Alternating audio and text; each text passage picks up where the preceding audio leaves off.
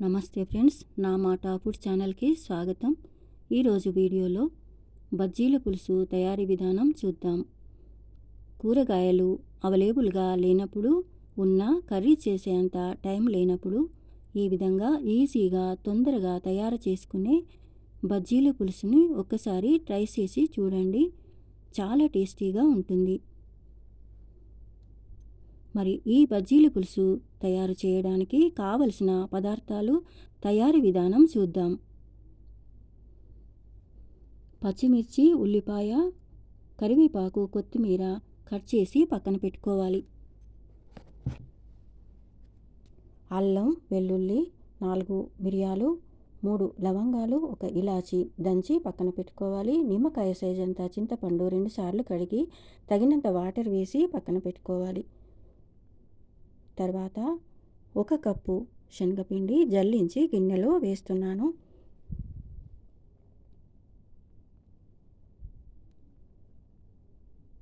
తర్వాత పిండిలో 1 స్పూన్ కారం వేసుకోవాలి.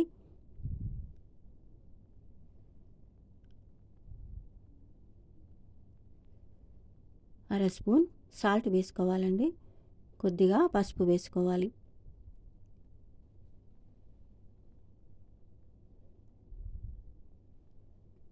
తర్వాత ఈ విధంగా కలుపుకోవాలి.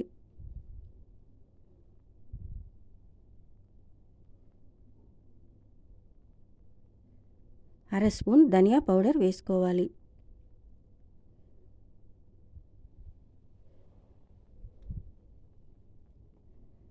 తర్వాత కొద్దిగా వాటర్ వేస్తూ పిండిని బాగా కలుపుకోవాలి.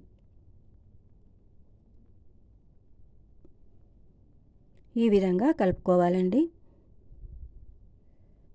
బాగా జారుడుగా కాకుండా, గట్టిగా కాకుండా ఈ విధంగా ఉండేటట్టుగా పిండిని కలుపుకోవాలి. బజ్జీలు వేయడానికి అనువుగా ఉండేటట్టు పిండిని కలుపుకోవాలి.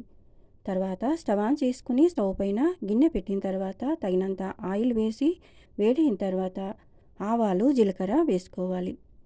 తర్వాత పచ్చిమిర్చి వేసుకోవాలి. ఉల్లిపాయ ముక్కలు వేసుకోవాలి. అల్లం, వెల్లుల్లి వేసుకోవాలి.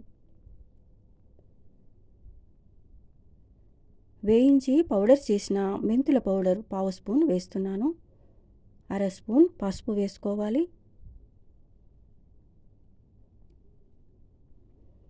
కరివేపాకు, కట్ చేసిన కొత్తిమీర వేసుకోవాలి.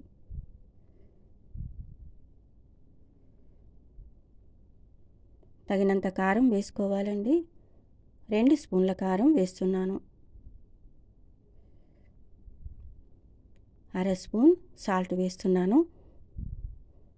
ఈ విధంగా కలుపుకోవాలి. కొద్దిగా వాటర్ వేసి ఒకసారి కలిపిన తర్వాత ఉల్లిపాయ ముక్కలు ఉడకడానికి మూత పెట్టి 2 నిమిషాలు ఉడికించుకోవాలండి.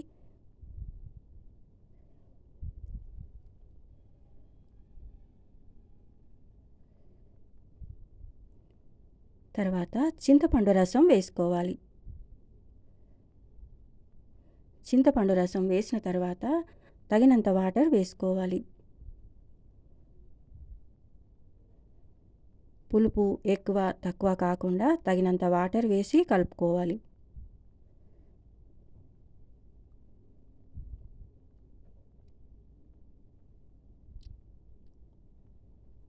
తర్వాత 1 స్పూన్ ధనియా పౌడర్ వేసుకోవాలి.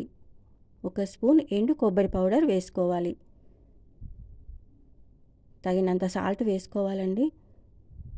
1 స్పూన్ బ్రౌన్ షుగర్ వేస్తున్నాను టేస్టీగా ఉండడానికి. షుగర్ ప్లేస్లో బెల్లాన్ని వేసుకోవచ్చు. పులుసు ఈ విధంగా మరుగుతున్నప్పుడు బజ్జీలు వేసుకోవాలి. చిన్నగా అయినా పెద్దగా అయినా నచ్చిన సైజులో బజ్జీలు వేసుకోవాలి.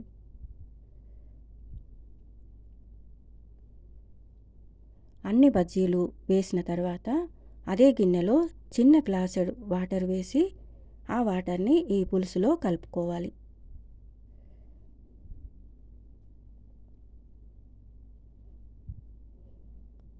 ఇలా కలపడం వలన పులుసు టేస్టీగా ఉంటుంది, చిక్కగా అవుతుంది.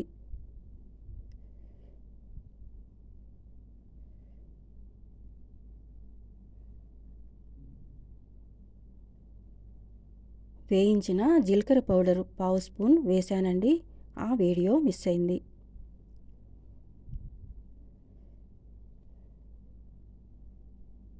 తర్వాత 5 నిమిషాలు ఉడికించుకోవాలండి.